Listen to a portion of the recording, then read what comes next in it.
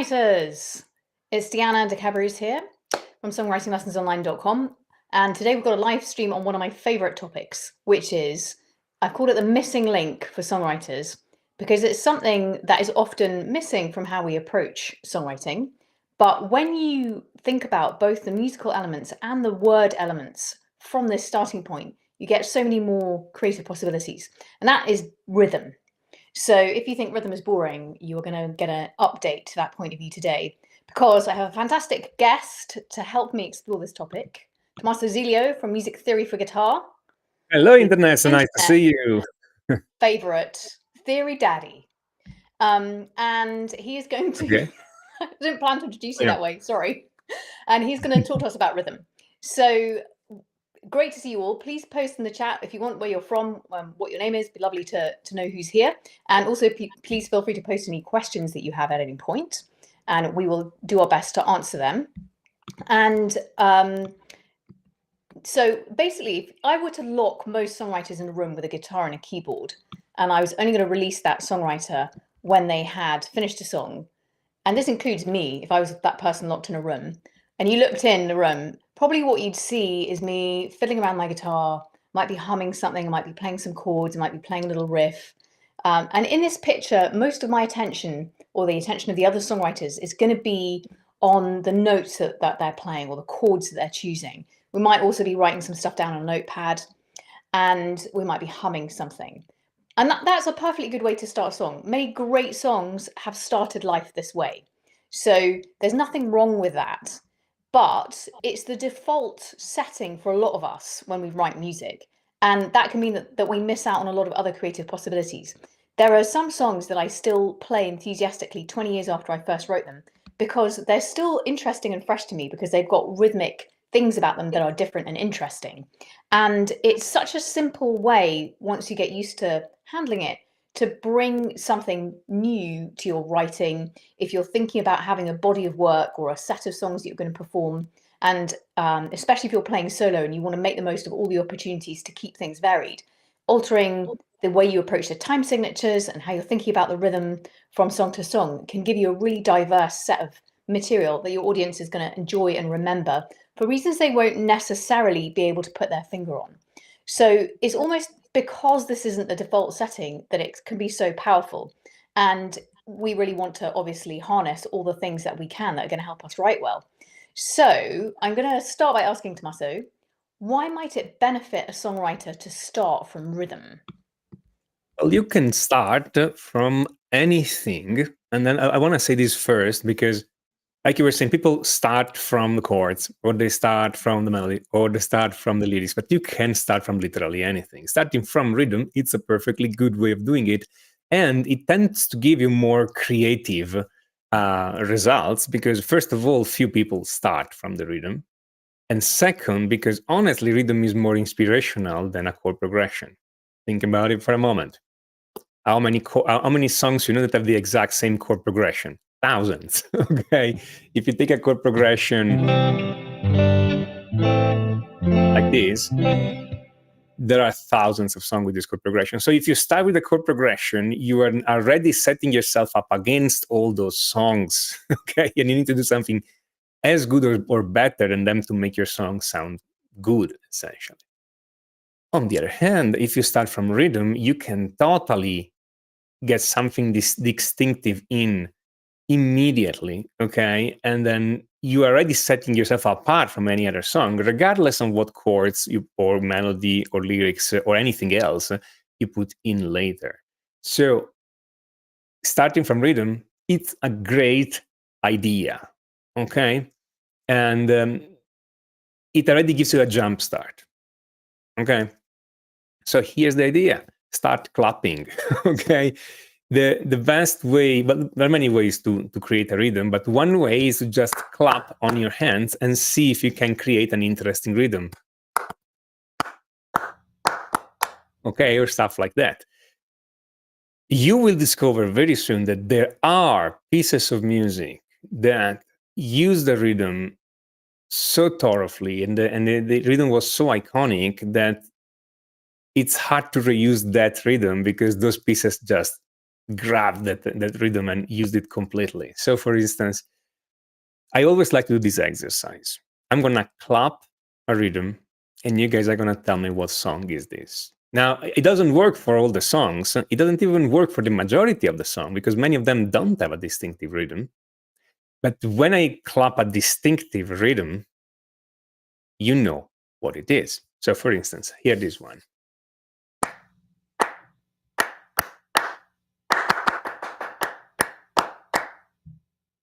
Many of you have recognized it. I'm going to leave you just a second so you guys can think about it. But many of you have recognized this, okay? Because it's so iconic. The rhythm is so iconic. And whatever notes that were put on top, just the rhythm is enough. It's the riff from Iron Man by Black Sabbath. Okay, I know most of you guessed it, because every time I do this with an audience, everybody starts singing along when I clap. Okay, so rhythm is very distinctive. So if you get a distinctive rhythm, I mean, everybody knows Iron Man by Black Sabbath. Or you've heard it at least. The rhythm is so distinctive that, again, whatever note I put on top, it would have worked anyway. And so just inventing the rhythm, you have an iconic song. You practically are already there. You practically are already done the moment you invent the rhythm. So sit down and start clapping and invent a rhythm. Okay? You don't need a keyboard, you don't need a guitar, you don't need anything. Just clap. Okay, until you find something that is different than usual. It is both much easier than you think and much harder than you think. Okay, it's easier because really you don't need anything, and anybody can clap, even a kid can clap. But it's harder because if to find something really distinctive and original, it may take a little bit of trial and error. Okay, and you need to insist a little bit. So that would be the starting point. Okay. Now, when you start from a rhythm, a number of other things fall into place immediately. It's not evident, and if you have never done it, you don't even realize that. Because the problem here is that most people just go like, okay, but I'm just playing my guitar, I'm playing 2 chords or 3 chords or whatever, let's write some lyrics on that. And then they put the rhythm in as an afterthought. And again, I say, just don't put the chords in, don't put the melody in, don't do anything, just create a rhythm. A number of things already fall into place. Which is not obvious, not logical. You wouldn't know these unless you've done it. Because once you have the rhythm, you start feeling the song, and then a lot of instinctive songwriting routines come into play, essentially. So it just kicks up your instinct, okay? And you know if that rhythm will go in the verse or in the chorus. And you also know what rhythm the verse and chorus will have pretty much automatically, because you start feeling the song. You start realizing where those things need to go. So you start to have kind of a sketch of a song. Even if you have no chords, no melody, no lyrics, you start to have a sketch of a song and knowing what you want to put in the verse, what you want to put in the chorus, etc. And then later, when you start putting in the chords, or putting in the notes of the melody, or putting in the melody, you're already feeling the song, and writing those things is easier. And you know immediately if the chords are the right ones or not. Okay, if you start from the chord progression, you can do anything. This could be the right thing, or this could be the right thing, or this could be the right thing. You don't know, because you are starting from the chord, so you have to choose something here. And often people are thinking, I don't know if I made the right choice or not for the song I have. But if you start from the rhythm, once you have the rhythm, once you think of the rhythm, picking the chords, it's the easiest thing in the world. You just play a few chords with the rhythm you just invented, and you immediately feel if the chord fit the rhythm or not. And you can tell if they're the right ones or not. You kind of, the choice is already made. You just need to discover which it is. Okay, so the magic thing here is that if you start from the rhythm, the moment you find an idea, your instincts kick in, and you have an easier choice later for all the other elements, the melody, the chords, the instrumentation, the lyrics, etc. Because once you have a rhythm idea, you can compare all the other ideas to that and see if they fit or not. Okay, so everybody has a different process. Okay, some of you start from the lyrics, some of you start from the chorus, some of you start from the music, some of you start from the melody, some of you start from the instrumentation, some of you start from the rhythm. All those processes are good. Okay, there is not one right way. I would recommend, if you have a specific process, try another one. So if you always start from the chord, well, try starting from the rhythm. Just try. Just make it an experiment. Maybe it doesn't work for you. I doubt that, but I mean, maybe it doesn't work for you. But if it works, then you have a new avenue of creativity and a new source of new music just right there. And who knows, maybe you like it so much that then in future you write all your songs or most of your songs starting from the rhythm. Okay, so give it a try. Give it a try because it's really different. Okay, chords. Chords are a comparatively young invention in music. Okay, of course, all the music is invented or maybe discovered. We don't know, but I mean, there wasn't any of these at the beginning of times. So we kind of created all this. So, and chords are a comparatively recent invention. Okay, we pretty much invented harmony a few hundred years ago, not more than that, and we had the first idea. Somebody actually started calling them chords, and the modern concept of chord is from 1722. Okay, so pretty recent. Okay, and it's what? It's been 300 years, not much more than that. So rhythm has been there with us from prehistoric times. Okay, what do I mean with that? When you hear rhythm, you respond in a different way. The response is more visceral, it's more physical. Okay, it's more your body responding to all of that, and so you get kind of that feeling. Okay, and then this helps you. You will also notice another thing that is really, really, really important here. It's very hard to have music without rhythm. Every time you create some kind of sound that doesn't have rhythm, maybe it's interesting, maybe it's even emotional, but people will not call it music. Okay, maybe you call it ambient noise, but it's not really music. Okay, the music instincts kick in when you have some rhythm to the sounds. There is a good case to be made here that music is rhythm plus something else, or even just rhythm alone. Okay, you could take a drum and start banging on it, and you can create music just with that, and it will sound like music. Okay, primitive if you want, minimal if you want. And by the way, primitive and minimal are not judgmental value. Okay, there's lots to be said for this stuff. I mean, but it will work as music, even if there is no pitch, no melody, no chords, no harmony, nothing, and just a rhythm. It works as music. You cannot say that for anything else. Okay, a chord progression by itself, without rhythm, does not sound like music. Okay, without rhythm is mean play everything out of time and see how it sounds. Okay, if I play a chord progression.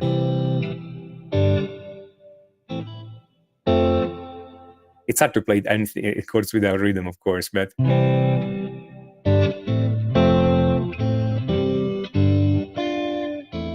mean, this stuff doesn't seem. I mean, it sounds horrible. No, I mean, you're thinking Tommaso is doing a horrible job. Yes, that's the point. I'm playing it completely out of time. It sounds bad. Okay, while a rhythm by itself will sound good. That's the idea. Okay. I mean, Diana, what do you think? I think that's really interesting because there's also the point that if you have a room full of people and they're listening to the same rhythm, let's imagine a drum group, and you measure their heart rate and their breathing, it tends to physiologically come into alignment. And so there's going to be a perception that the listener has of connection and enjoyment, and they might attribute that to your song, but it's the and they might be, that might be the correct reasoning for it, correct explanation. But they're responding not just to your musical choices and what the theme of the lyric is, but also to how the musical footprint of the combination of all the sounds that you're making is having on them physiologically. So that can create a sort of elation, it can create tension, it can create release. And that all forms on a subtle level part of our sense of how into something we are. So that's definitely something we want to take advantage of.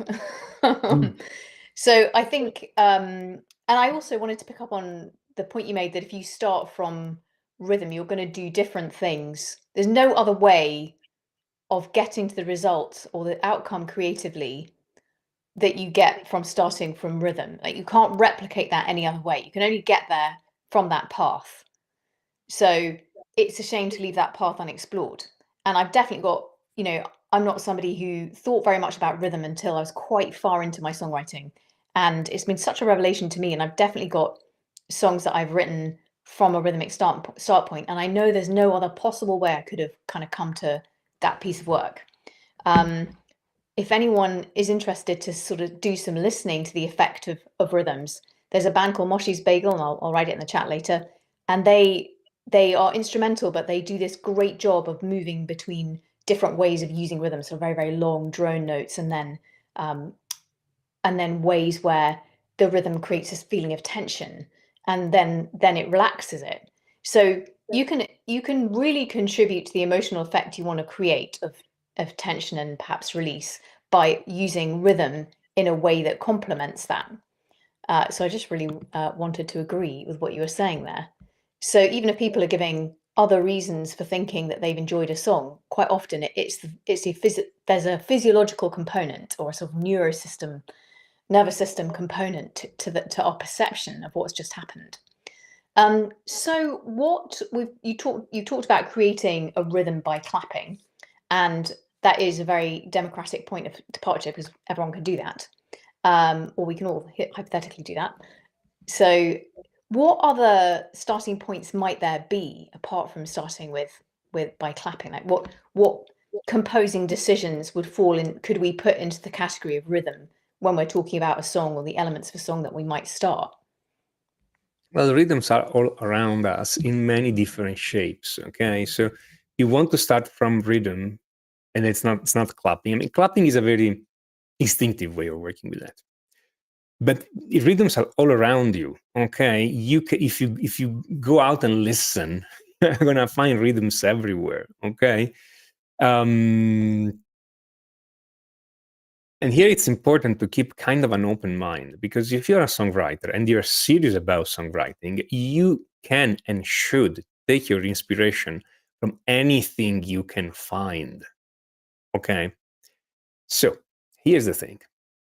How many times have you listened to your washing machine? I mean, think about it for a moment. You listen to your washing machine for a few minutes, you're going to hear a rhythm because the thing rotates all the time. Okay.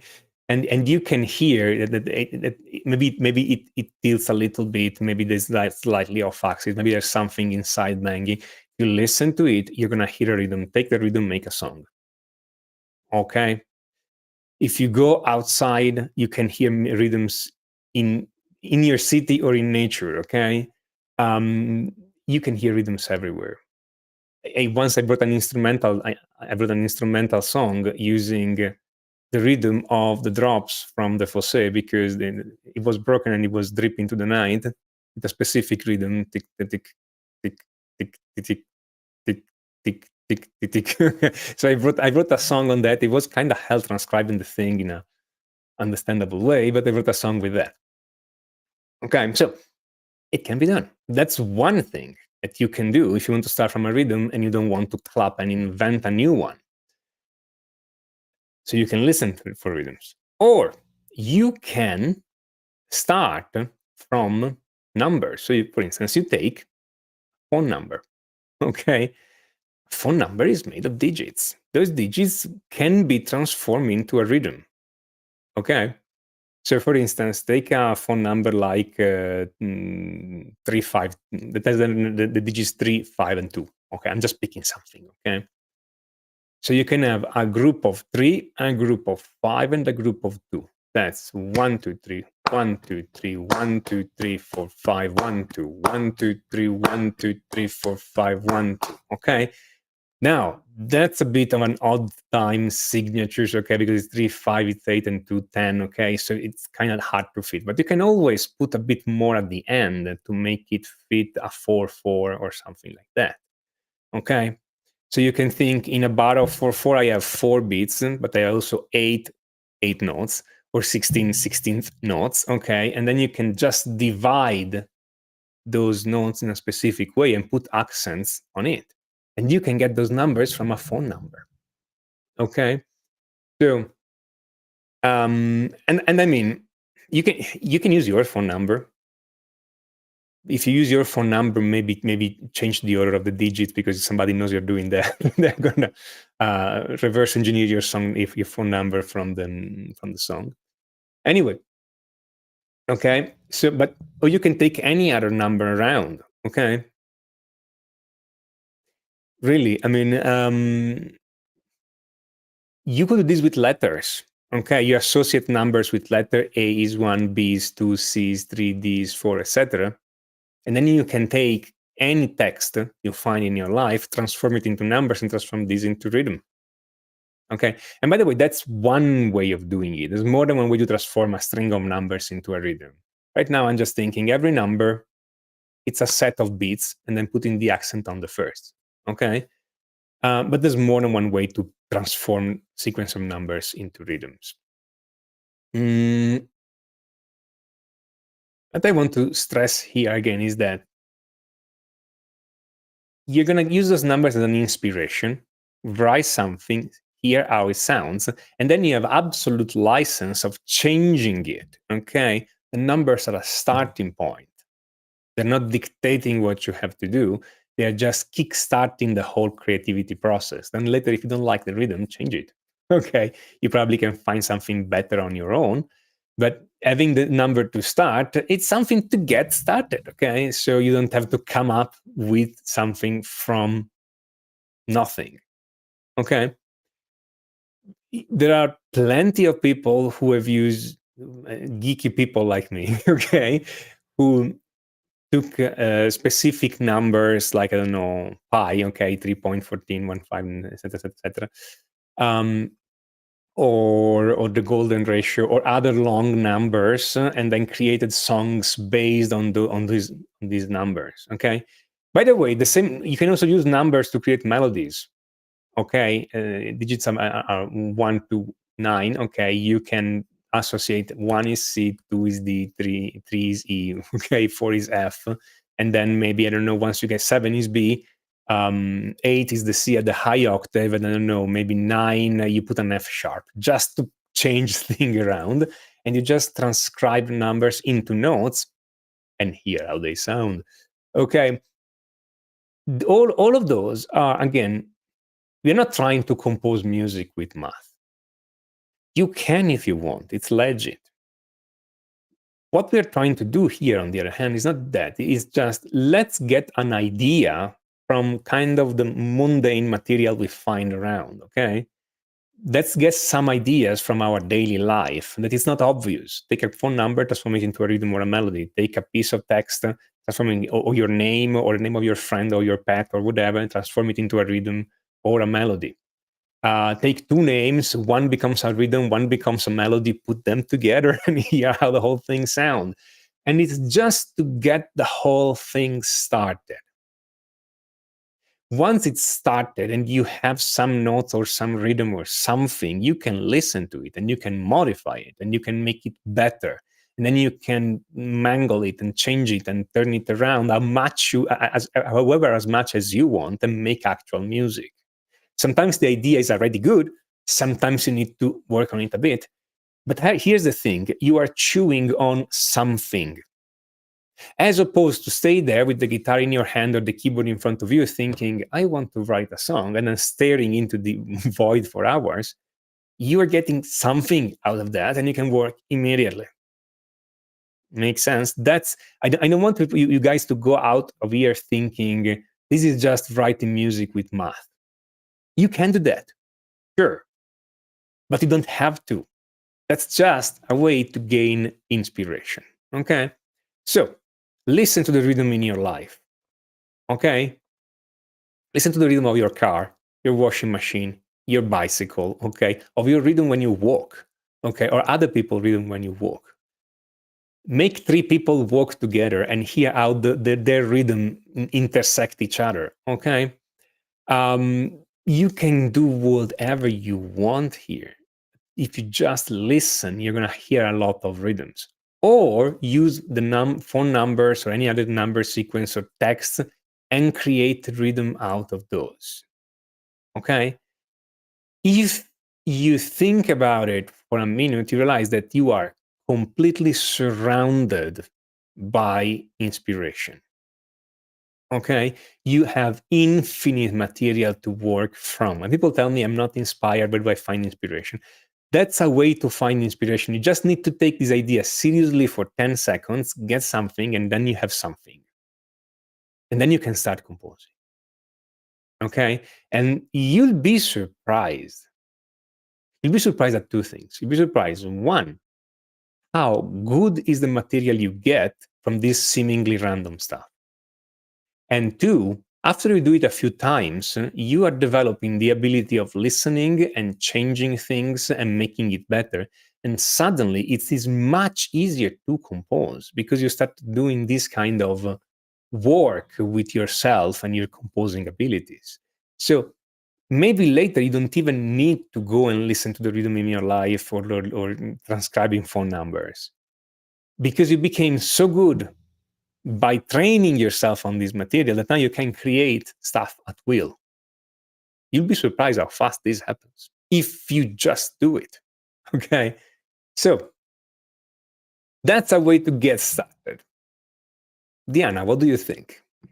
Yeah, I love that. And I think also when you've got a way of getting something started, let's say that the sun has just come out in London right onto my chin. I apologize for now, now I'm like Rudolph on my nose.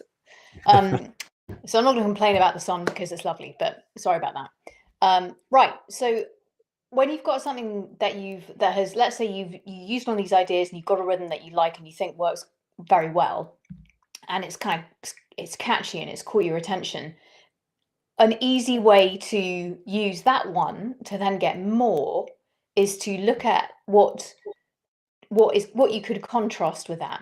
So quite often in a song which doesn't have a whole lot of chords in it, or maybe the chords are the same all the way through. Let's see if I do this. That's better. Then you'll find that the way the words are arranged on the rhythm in different sections of the song is quite different.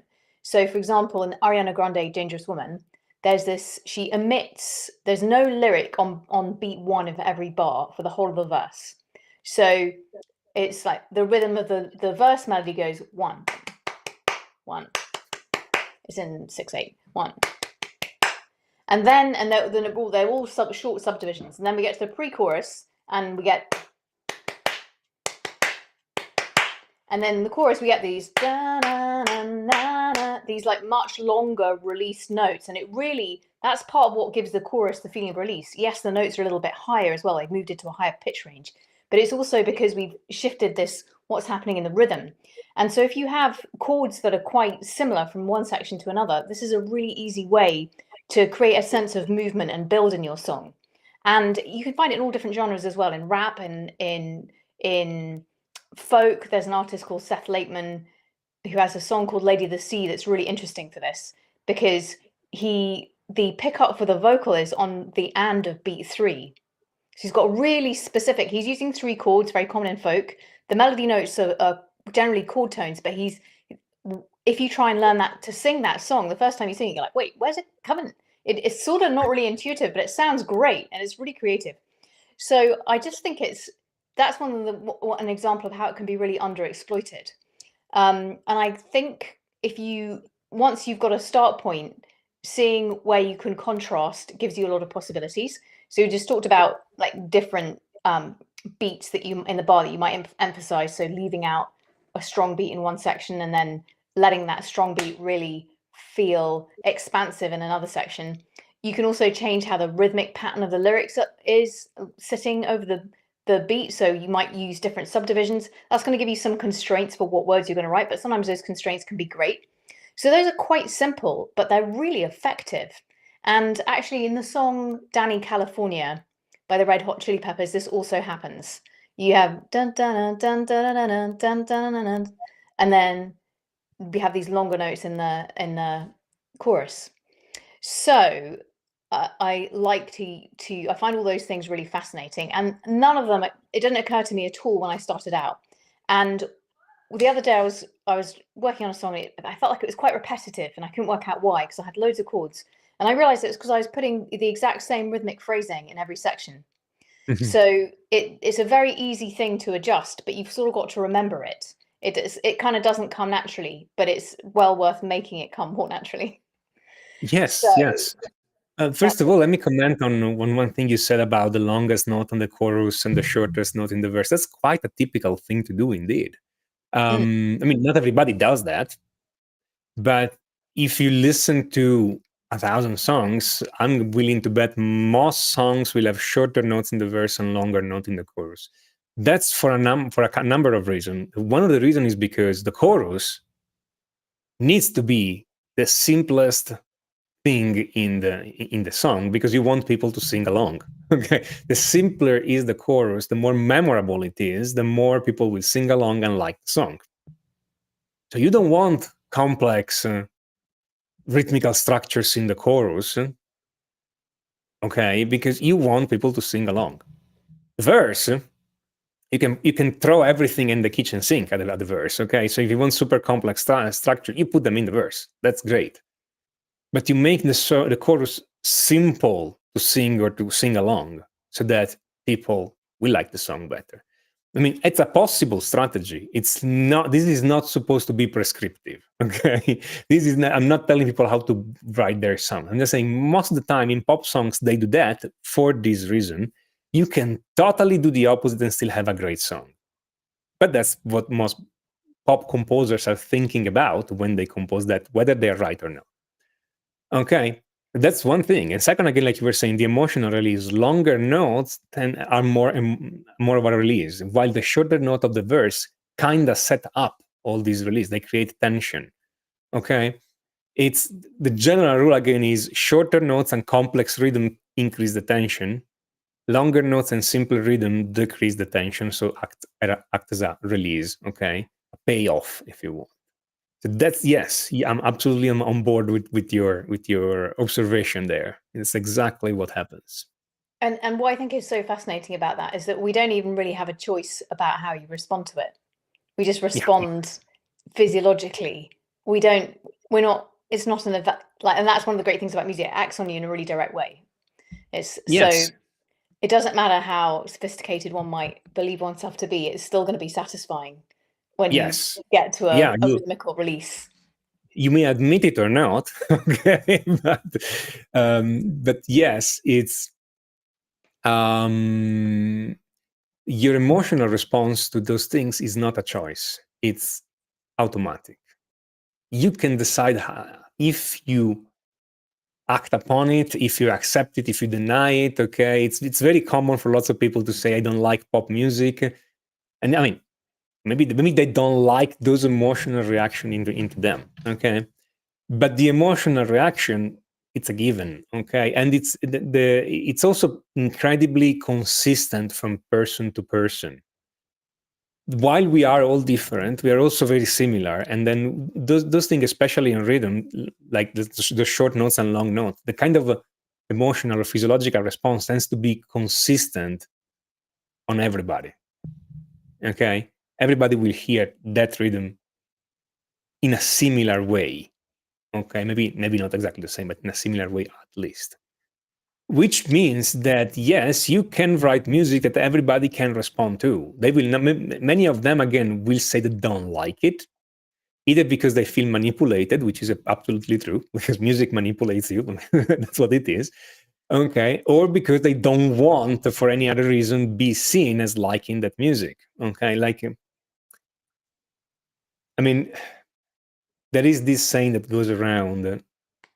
that there are two kinds of people out there: the one who like ABBA, and the one who are not yet emotionally ready to admit that they like ABBA. Nobody doesn't like ABBA. Okay, it's a I'm lot of people say, very happy to get into anything that catches me, yeah, including ABBA, including if there's a pop song that I think has a great something to it. I'm extremely unsnobbish. yeah, exactly. That's the thing. Okay, now a lot of people are not ready to admit that because they're like, ABBA is just they're just pop songs, they're cheesy, whatever. Yeah, but the emotional response is there if you if you listen for it, it's there. So Also, though, mhm, and this is just another angle on how the response to rhythm isn't really something we consciously choose. If you go running, you probably go running with a playlist of some kind because it makes it easier to run. yes, exactly. Or I if you am exercise, I am yes, not a big runner, but occasionally get my trainers on. But if there was no music, I would not be going out that door. I have to have the 90s rave playlist or it's all yeah, over to remind my yeah. body of the time when it had a lot of energy. So Not only that, but have you noticed how those play? If you search the playlist on YouTube, they are divided by speed. So by tempo. So you have the playlist with around 100 BPM, that plays at 110 BPM, and so on and so forth, depending on what you're doing. Because when you do some kind of rhythmical exercise like running, it is much easier to run in time with the music than running out of time with the music. that would be Okay, hard and it would feel really bad. exactly. So there are playlists curated by tempo, okay, by speed of the song, or more or less, so that you can get into pace and be pretty much at the same speed. I mean, if that kind of speaks to the power of rhythm to Sure. influence our Yeah, bodies. absolutely Okay. does. I Because mean, I would feel I pretty much would refuse to go out if I didn't have any tunes because it creates such a difference in how much I can overcome my reluctance to go for a run. yes, yes, exactly. And I mean, this has been used forever. I mean, military march to music, Sure. for instance. And Scottish pipe bands and drum bands, they kind of get everyone fired up so they can go and protect their sheep, Yep. steal the English sheep. So it's got an effect on us that rhythm alone can produce, as in rhythm by itself can produce it, but nothing else by itself can produce it. Other things and Exactly. also rhythm can kind of amplify that. But yes, so I love the idea of the phone numbers and the taking different groupings, and that's like one can see how you could quickly develop a lot of possibilities by taking groups of two or three, or and combining those groupings. Even if you just took groupings of 1, 2, and 3, and you combine them in different ways, you could create some interesting possibilities quite quickly and some elaborate possibilities quite quickly. But what about if I just had like a simple rhythm over half a bar? I don't know, perhaps 1 and 2 and, or 1 and 2 and, or 1 and 2 and, like anything like something like this. Are there any other ways that you can suggest that I could generate more just from even a little unit like that? Yes, yes. There are many things you can do. The basic ones will be, first of all, repeat it. Everybody can do that. But another one would be take the original rhythm, flip it back and forth, so end at the beginning, and then put it after the original rhythm. So if your rhythm was 1, 1 and 2 and, you're having a quarter note and 2 8 notes. 1 and 2 and. Now you invert this rhythm, so now you have 2 8 notes and 1 quarter notes. That's it. Okay. You just inverted it. Okay. And now you played the first rhythm and the second rhythm. And now I have a longer rhythm. I took the original rhythm and then I flipped it and put it just after. I can also, of course, invert those two. So play first the inverted rhythm and then the original rhythm. So, okay. And now I have a longer rhythm. And now with this longer rhythm, I do the same. I can invert it and put it after or before, or just repeat it, or play it 2 times the same and then inverted, or all these kind of combinations. So I can start creating more and more rhythm just by taking the original thing, flipping it, and considering those two things, two different units that I can put together in different ways.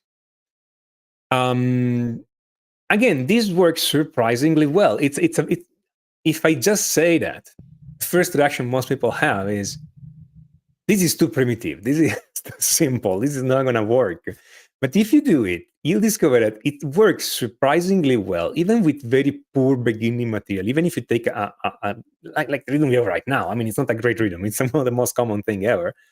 But if you just start inverting it and combining it, you can create a number of other rhythms combining these, and they are interesting. Okay, that's the thing. It's not just the same thing repeated. Why this happens? Because of a little peculiarity with our hearing. Okay, you notice that if you take a movie or a video and you watch it in reverse, the images still make sense. You see people doing things in the wrong order. Okay, they're walking backward. Okay, things are get broken, get put together, and all this kind of thing. But the images make sense. If you take some sound and you play it backward, now the sound does not make sense. If you take some speech and you reverse it, it's really hard to understand what was said unless you reverse it again. If you take some music and reverse it, it's really hard to reconstruct the original music. It still sounds vaguely like music, but you cannot make sense of it. Or in other words, our vision works perfectly well if you invert the time. Our hearing does not, for some reason. So if you take a rhythm and you invert it, the two rhythms, the original and the inverted, are related. But your ear does not realize that they are literally the same. Okay? So it's a related idea, but different enough that you can compound it with the original one and create new rhythms. Okay? So that's one thing you could do. Okay? You could do another thing. Let's take the same idea that Diana had a moment ago. So again, 1/4 notes and 2 8 notes. That would be one instrument. So maybe the bass can play that.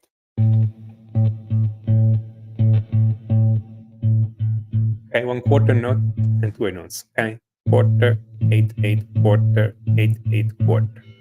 I split this idea in two. So I have the quarter note and the 2 8 notes.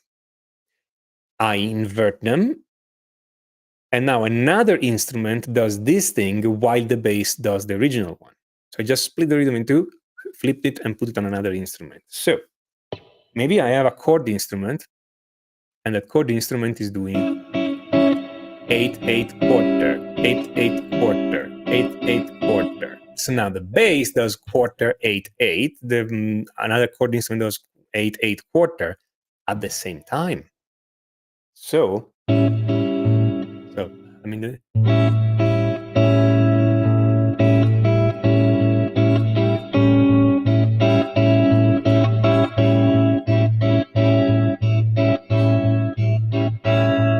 That's the thing.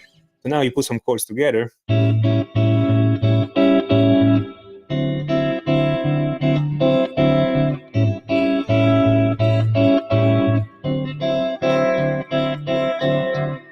And this kind of happens. Okay. It was a very simple idea, but now you have something more complex. If the rhythm you had is a bit longer, it's even better, because when you split it in two, you have more stuff, and then you just overlap with the other one. But that's a thing you can do. For instance, if you have a melody, let's say you have a melody and the melody goes over a bar or two. Let's say it goes over 2 bars. Okay, a melody and it goes over 2 bars. You take just the rhythm of the melody Okay, just the rhythm. So you strip away all the notes, take just the rhythm, invert the two bars, and then put more notes, and this becomes the bass line. So the bass line is using the same rhythm as the melody, but the second part of the rhythm of the melody under the first part of the melody, and the first part of the rhythm of the melody under the second part of the melody. So now you have a bass line that rhythmically reminds you of the melody, but maybe has completely different notes. And again, this seems such a simple thing to do. Okay, it's kind of a rough thing to do. Okay, it's not sophisticated at all, and you'll be surprised how well it works if you actually do it. Okay, sometimes I think when showing this stuff to people, the problem is not having them understand this. The problem is that lots of people are like, this can't work. They don't even give it a try. So guys, give it a try, okay? Because this works, and the interesting thing is that once you do it a few times and you start hearing the effect, you will realize one thing, that a lot of the songs out there, the music you listen to, had this done to it, okay? That was written using this trick or something similar. It's uncanny, okay? How many things have been written by taking these, splitting the rhythm in two, inverting it, and writing a new part with it. Uncanny. Okay, you will not believe it. Okay, you can also half time or double time it. Yeah, there's many things you can do. That's another one. Okay, you can take the rhythm and play all the empty spaces. So the original rhythm was quarter, 8, 8, quarter. There is an empty space, which is the second 8 note. So the other rhythm is. So that's the opposite. I'm playing on the empty spaces, and that would be a good rhythm too. Okay, so there's many things you can do. And you could probably also have one going half time, one going double time, and see how that was sounding. Oh yeah, oh yeah. Then they could have their inverted friends, their cousins, also going like that. So I think you made the point that you feel like some people don't give these ideas a try because they seem too simplistic. Yes. But we don't perceive them in a simplistic way. And yeah. I think also sometimes people can feel like it's cheating if it's sort of easy. And if it's easy, and clearly I don't think that's true, but I think no. But I mean, let's make it clear: there are no cheap shots in songwriting. Whatever works, works. I don't care. Okay, so if you like it, it's good. Exactly. I mean, and whatever you need to get the emotional response, you do it. Okay. If you need a big cheesy explosion in your song, you put a big cheesy explosion in your song. Period. Okay. It doesn't matter how cheesy it is. If it gets that emotional response, that's what you do. Okay. Yep. And definitely a message. Okay. Well, unless you're a punk band. I could imagine a punk band having a chorus going, narcissistic megalomaniacs. But what I was going to say about that is that sometimes phrases of lyrics have their own inherent rhythms. So like narcissistic megalomaniacs is you know, so you could definitely extract the rhythm of both of those words. You could move them onto different beats and bar, different subdivisions. You could do all the flippy stuff and the half time stuff, and you could take a word and then create an instrumental composition just on the basis of the rhythm of that word. And in terms of rhythm being this mysteriously invisible core element of songwriting, the way that we understand language is a lot to do with the rhythm of the language. So I speak quite fast. I'm making a special effort not to speak fast right now, but even when I'm speaking fast, there's still a rhythm in the words, because if we just had all our words at the same tone and we didn't have any spaces between them, we didn't change pitch and we didn't change any rhythm, which is actually very hard to do. Now it becomes very difficult to understand the language. So in a way, our sensitivity to rhythm is sort of an evolutionary component of language and our ability to communicate. So in a sense, no wonder it's so important. And in terms of the hidden rhythmical aspects of music, stress patterns in language are another thing. I never gave this any thought. I just thought lyrics, when I started out, I thought the point of lyrics was what the words meant. But the words all have their own sound characteristics, and that becomes part of the texture of the music as well. And if there's if there's a word or a phrase that has a distinctive rhythm, that's something that you can use to give that song an identity as well. And Exactly. where how much space you give those more important words is also that falls into the category of the rhythmic decisions you're going to be making. So I don't know, once you start really let's take those lyrics for a moment, okay? Narcissistic megalomaniacs, okay? Thank you, Nick. Totally gonna steal this from you right now, only for here. So the rhythm of those two words, it's 4 8 notes, 1 8-note triplet, and 2 8 notes. Narcissistic megalomaniac. Okay. That's how I hear it. If you hear it differently, that's great. Not a problem. You're just starting from here. Okay. So 2 2 3 2 essentially in a beat. 2 2 2 3 2. Okay. Great. We can take this. So we can start permutating all this. I have 3 2 2 2 or 2 3 2 2 or 2 2 3 2, which is the original, or 2 2 2 3. Great. Now I have 4 different rhythms that I can use. I can pick one of them and write the intro of the song. Okay, the intro could be 2 2 2 3.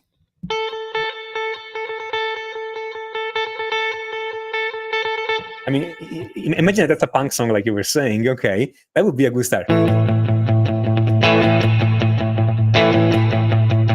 Okay, that would be the start of the song.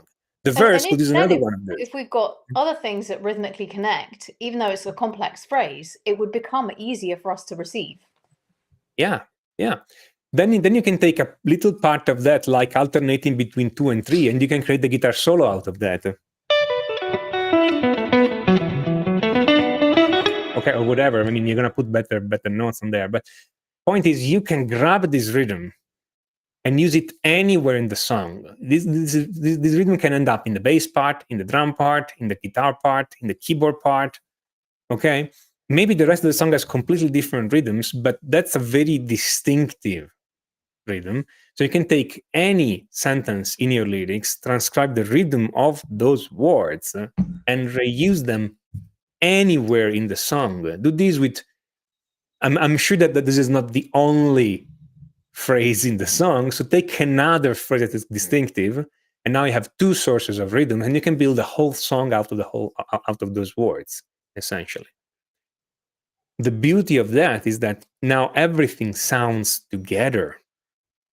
It doesn't sound like here's an idea, here's another idea, here's another idea, which is like many beginner songs sound that way, and a new riff, and a new riff, and a new idea, and a new chord. Oh, we go in a new key.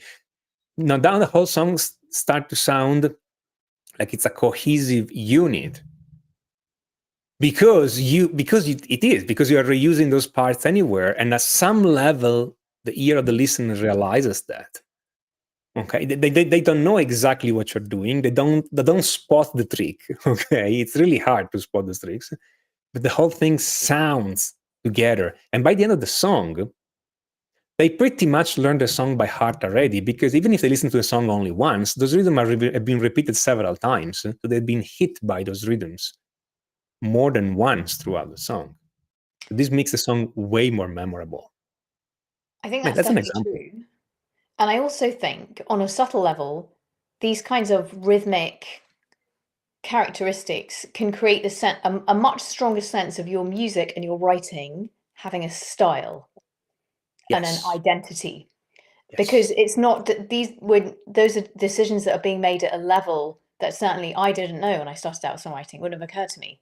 So now I'm just choosing some chords, I'm choosing some words, I'm like singing and playing at the same time. It's already quite a lot of stuff that's going on for beginner me. So at the time, but as you can see, these are not kind of they're not complex ideas. They're not, you don't have to be at an advanced level to use them, but they will confer much more of a sense of stylistic unity on your work that people will translate into knowing exactly what you sound like and having a clearer feeling about your music, and that's giving yourself a stronger identity, which gives people more to latch onto. So we definitely want that. One of the, I was going to say cheap tricks, but I don't actually think it's a cheap trick that I think can really help people who are performing their songs solo. So this is a real area of interest to me, because a lot of songwriters, we are playing our songs by ourselves on keyboard or on guitar, and we're restricted, therefore, by our songwriting skill, our singing skill, and our playing skill. And having to sing and play at the same time is already quite technically demanding. So anything, and yet there's another challenge, which is that the ear of the listener is going to get used to the sound of our voice and the sound of our guitar quite quickly. So we don't have the option that we would have in a band lineup when we're performing solo of varying the texture by bringing in more instruments or by using that as a way of creating dynamic.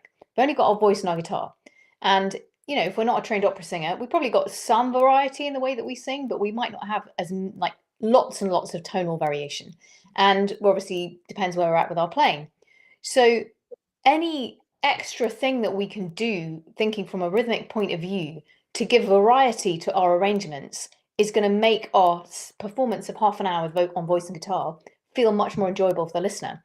And so I stumbled upon this kind of by accident, but this idea of using odd time signatures and experimenting with odd time signatures is very powerful because it creates a totally different, for the part of the song that's in that different time signature, it transitions things into a totally different feeling for the listener in a way they can't really put their finger on.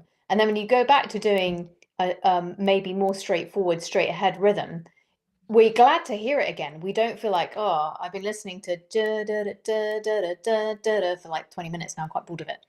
So I really like how that works, and it takes a little bit of planning, and this is why I think we don't hear it more often, because it doesn't occur to us to plan, and because it doesn't feel supernatural to begin with. We have to learn to make it feel natural.